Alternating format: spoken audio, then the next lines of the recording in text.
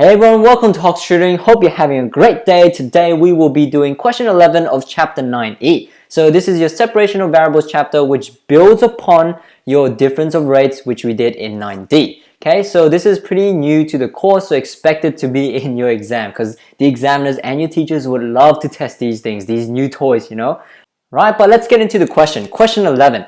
A tank contains 50 liters of a solution of a chemical in water, right? So whenever you're doing a difference of rate, I've mentioned it, I've talked about it, always draw a diagram. The tank really can just be any kind of tank. I just like a cylindrical tank, so I'll just draw that.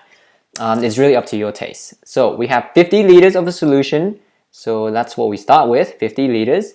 The concentration of the chemical is reduced by running pure water into the tank at a rate of 2 liters per minute. So that means we have pure water coming in.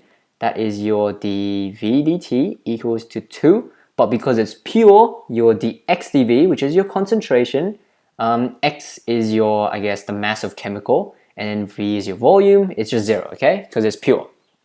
And then you're also allowing the solution in the tank to run out at a rate of 4 liters per minute. So the dV dt outflow in this case, just draw your diagram, you can see the big picture, okay? So dV dt equals to 4, and the tank contains x liters of the chemical at time t minutes after dilution start. Okay, so that's just telling you the variables with x. So let's find the x dV.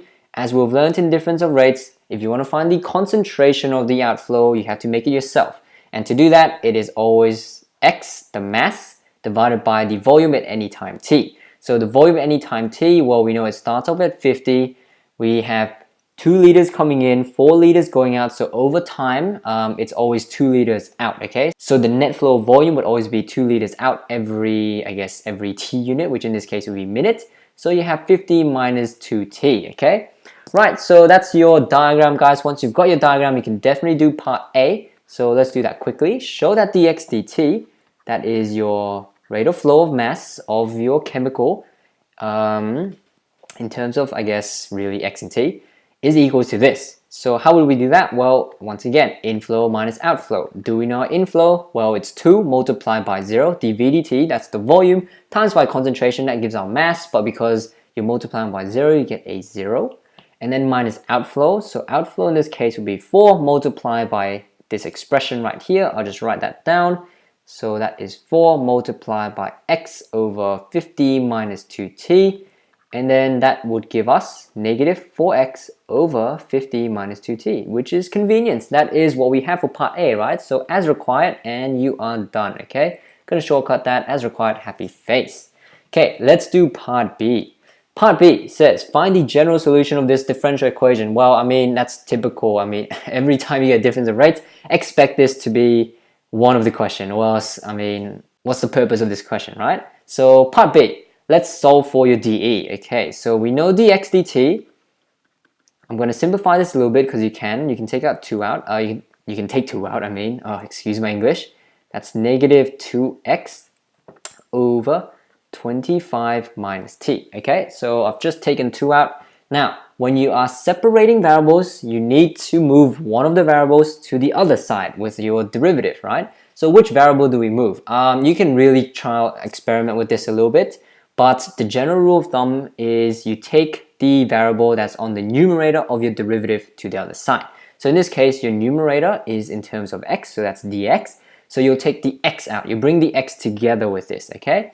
And in that case, you can bring either negative 2x over here, you can bring negative x over here, or you can bring x over here. So up to you. I generally just like to make whatever the variable is, just bring it out and that's it, without anything else. So no baggage along.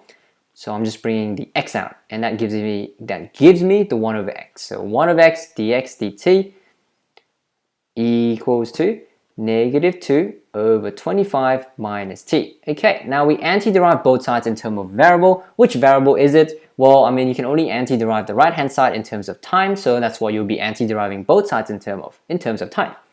1 over x dx dt, antiderive in terms of t. Same thing on the right hand side, antiderive in terms of t. Let's simplify things a little bit. This one we get 1 over x, the dt cancel out, and that's why separation of variable is a great technique.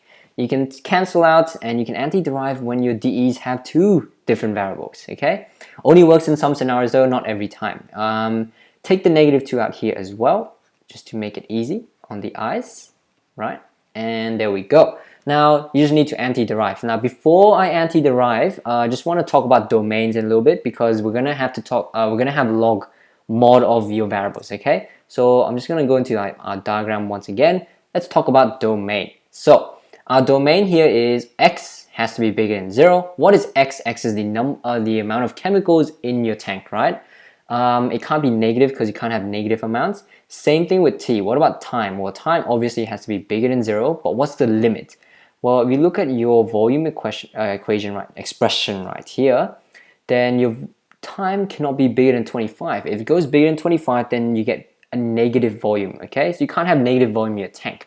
So in that case, time has to be between 0 and 25, okay? So just keep that in mind.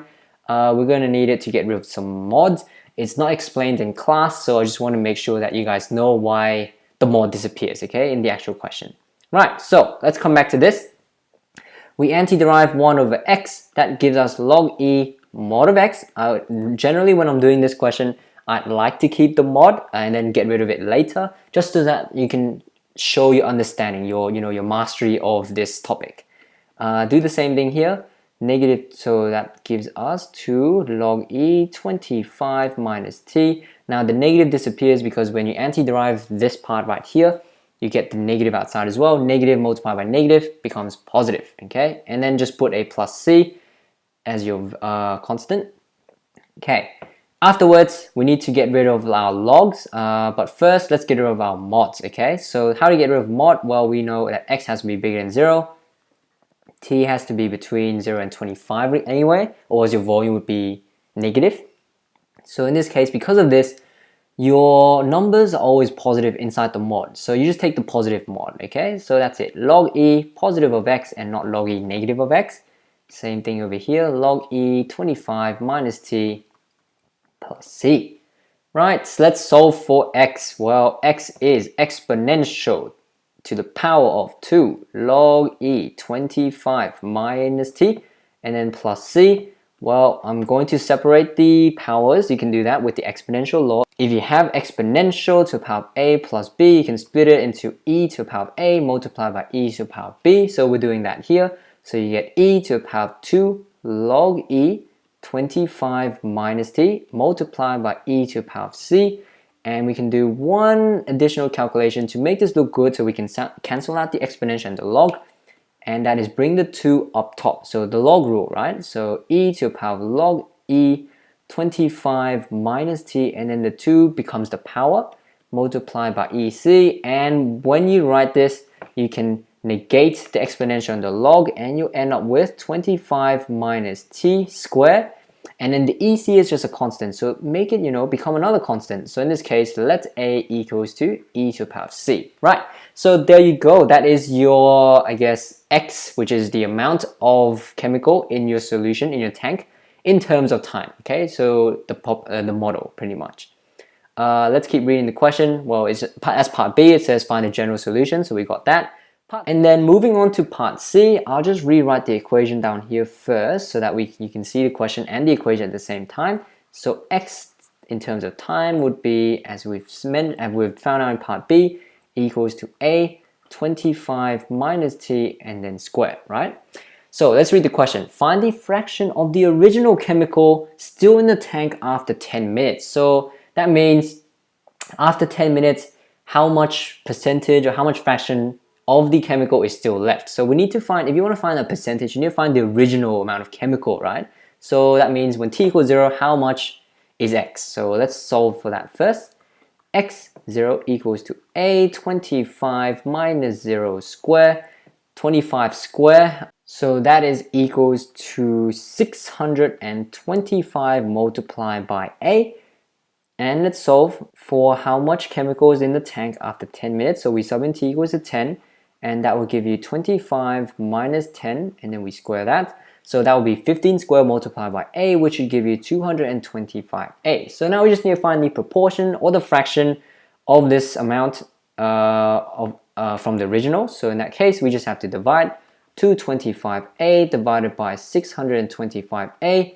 If you have your calculator with you, you should get 9 over 25. The a cancels out, and there we go. That's your fraction, okay? 9 over 25, and there we go. So this is how you do question 11, chapter 9e. Hopefully you found this video useful, guys, and if you did, please leave a thumbs up, as that will help this channel a lot. Aside from that, guys, thank you for watching, and I'll see you in the next video.